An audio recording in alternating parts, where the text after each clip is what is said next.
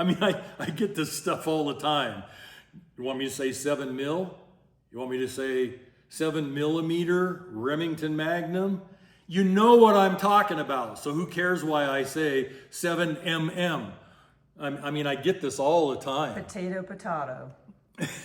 Well, we all know it's potato.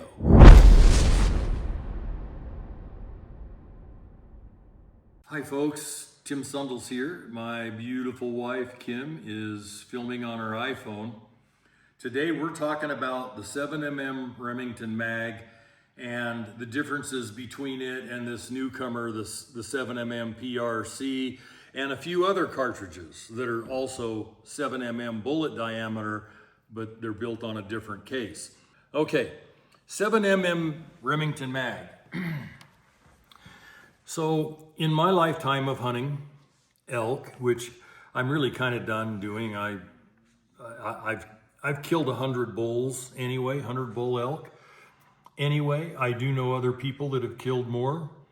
The 7 Mag, if it's got the right bullet loaded into it, is a good elk cartridge. I'm not going to say it's excellent because it's not, but it's good. Kind of how I feel about the .6 for elk. The .6 is good, not excellent. There are better choices for elk. The bullet that made the 7 Mag famous for killing elk was the 175 grain Nosler partition that's right here. There are probably better choices these days, but that's a damn good choice if you're going to elk hunt with a 7mm. This is the 160 grain triple shock, and I would prefer it. It's a little faster and penetrates every bit as deep, even though it's lighter than the 175 grain Nosler. It penetrates very deep for its bullet weight. That's one of the beauties of certain monometal bullets. And of course, this load up here would just be your typical deer load. Kim has killed 2 record book antelope down in New Mexico shooting this load in her 7mm Remington Mag, which I didn't bring up here and put on the table. So let's look at the cartridges when we compare them side by side. I've got a little display out here in front. Yeah, if you can get even with them. This is your 7mm Remington Mag. See how fat the case is? You'll notice it's a belted Magnum. There's a belt down there. This is a 280 Ackley Improved, which holds more powder than the regular 280 Remington, which is right here. And this is a 7mm 08 Remington, which is made by necking a 308 case down to 7mm. This cartridge and this cartridge is made by necking a 30-06 case down to 7mm. On the Ackley Improved, you see the shoulder is moved forward and there's less body taper than the 280 Remington. And so in terms of velocity or power, however you want to measure power, the 7 Mag is the fastest. This bullet with this cartridge here, the Ackley Improved version of the 280 Remington, if you want to use like bullet weights, is 100, 120 feet a second slower than the 7 Mag if all else is equal in your test rifles. The 280 Remington is probably 50 to 100 feet a second slower than the 280 Ackley Improved. And then the 7mm 08 is probably 150 to 200 feet a second slower than the 280 Remington. And those are your 7mm cartridges lined up that are American made. There's a couple of German made ones too that I'm not going to get into here, but those are your American made 7mm cartridges. Talk about the tips for the newbies that may not understand. Oh, the ones with the plastic tips are just to make them more aerodynamic. It almost doesn't matter unless you're shooting past 500 yards. It really doesn't matter. And I don't shoot big game past 500 yards. To me, it's just not what I hunt for. I hunt to get relatively close and use a humane shot for big game. You get much past 500 yards, and whew, there's just a lot of factors that come into play that are beyond your control, and the likelihood of wounding an animal or missing an animal gets higher and higher. So I just don't shoot past 500 yards. I want to talk about the 7mm PRC for a minute. It gives no velocity advantage over the 7mm Remington Mag, none. The whole idea behind the 7 PRC, is to use longer, sleeker bullets for shooting way out there, past 500 yards, and a faster rate of twist in the rifle barrel to stabilize those long, sleek, aerodynamic bullets. And that's really its only advantage. If you're not going to shoot past 500 yards, the 7 PRC is a nothing burger when compared to the 7mm Remington Mag. And there's all this marketing that goes on when Hornady or anybody big in the industry comes out with a new cartridge. They send it off to these gun writers who are paid to sell it to you. And my bullshit meter goes up right away on stuff, partly because I am a ballistician and I'm also a hunter, a big time hunter who's killed, I don't know, a couple thousand or 1,500 head of big game. I've killed so much big game, I don't keep track. When Kim and I go back to Africa this year, we have to cull 300 to 400 animals. We're talking big animals, wildebeest, kudu, lechwe, what other, waterbuck. Waterbuck's the size of an American elk. And so I know what works and what doesn't work. And it's why I do these videos. And the 7 PRC is the new 7mm on the block. It's wonderful. It does everything your 7 Remington Mag won't do. What a crock. Unless you're going to shoot past 500 yards, if you've already got a 7mm Remington Mag that shoots really good, you don't need to trade it in or go out and buy a 7 PRC unless you just want one. I buy a lot of guns just because I want one. I certainly don't need them all. So if you want one, go buy it. Let's go over these rifles a little bit. This is just a stock Remington 700 that I actually bought used from Jeff Quinn many, many years ago. This is the 50-year anniversary rifle for the 7mm Remington Mag. It says on it, 1962 to 2012. That would have been, the 7 Remington Mag was brought out in 1962. And the thing shoots really good. And I like having a couple of 24-inch barreled rifles for velocity's sake and for testing. This rifle was built by Rifles Inc. And they started this build around a Kimber 8400 action. And, it's got, I don't even know what kind of barrel Rifles Inc. puts on their builds. But anyway, it's a nice rifle. I love the Kimber 8400 action. They built it around, good rifle. And it's not heavy, but it's not light. This is, I'm pretty much guarantee it's under 8 pounds scoped up. It's probably 7 3/4.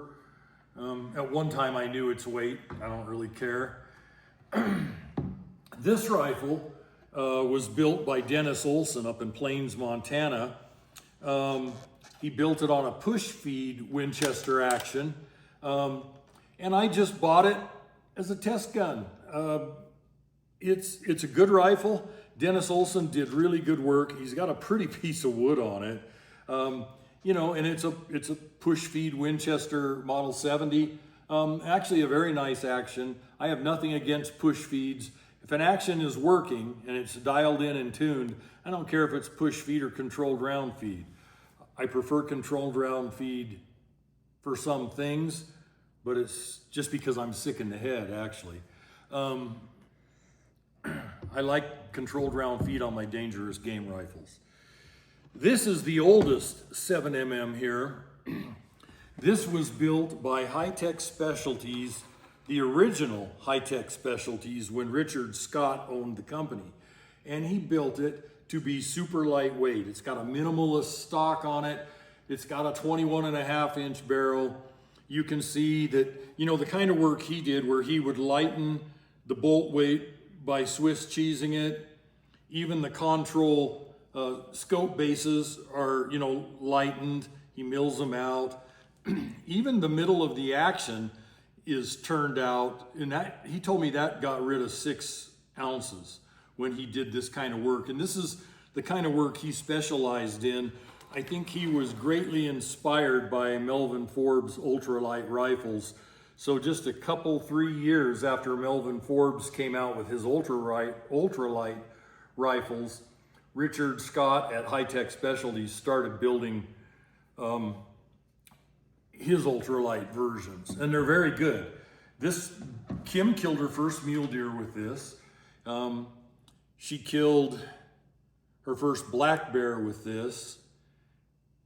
I have personally killed elk with it and a ton of deer with it.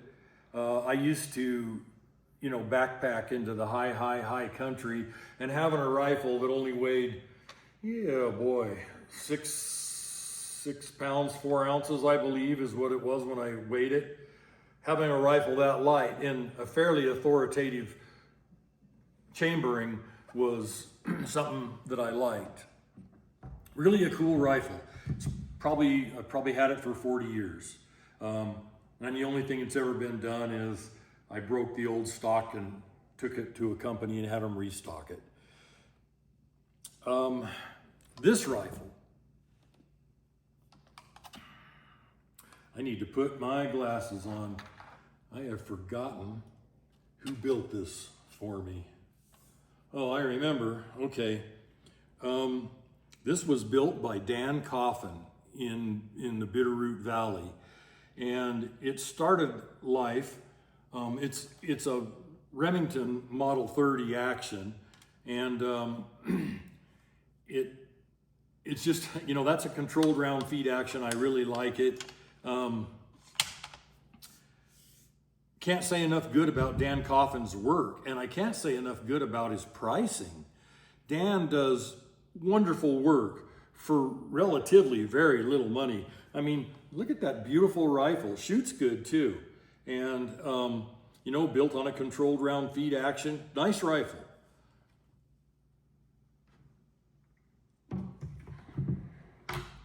Now, we get into a couple of the other cartridges that I have here. This is a 280 Ackley Improved that was built by boy,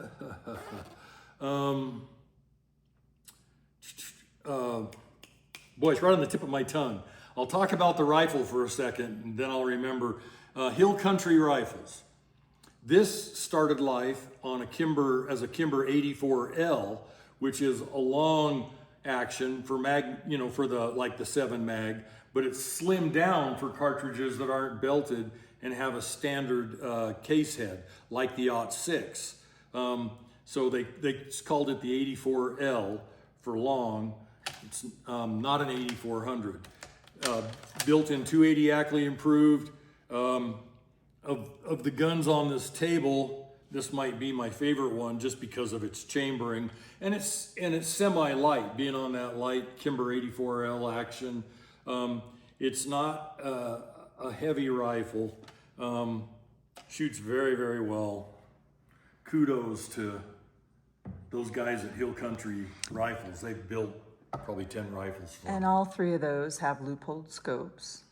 Yeah, you're looking at loopholed scopes All on 6 all of those. on these 5, and then this one has a Schmidt and Bender because this is a 280 Remington that was built by Daryl Holland for me for sniping. That's why the big heavy scope, that's why the heavy barrel, that's why the muzzle brake, so you can watch your bullet impact its target because you don't have all the recoil to deal with. If I was gonna actually probably use it. I'd probably take the brake off. I just hate the sound. You know, they're just so destructive to your ears. But this is a 280 Remington, which is this cartridge right here. And let me explain why I had a sniper rifle. I mean, for years, and maybe they still do, the Secret Service used the 7mm Remington Mag as their sniper rifle. But the downside to using belted magnums like the 7 mag or the 300 Win Mag is they eat barrels. You know, you get 1,500 rounds, 1,700 rounds down the barrel. Now you got to rebarrel the rifle, and you have to start all over again when you rebarrel a rifle. The 280, which is built on the smaller .6 case, gives you almost all the velocity with, you know, 20-25% less gunpowder.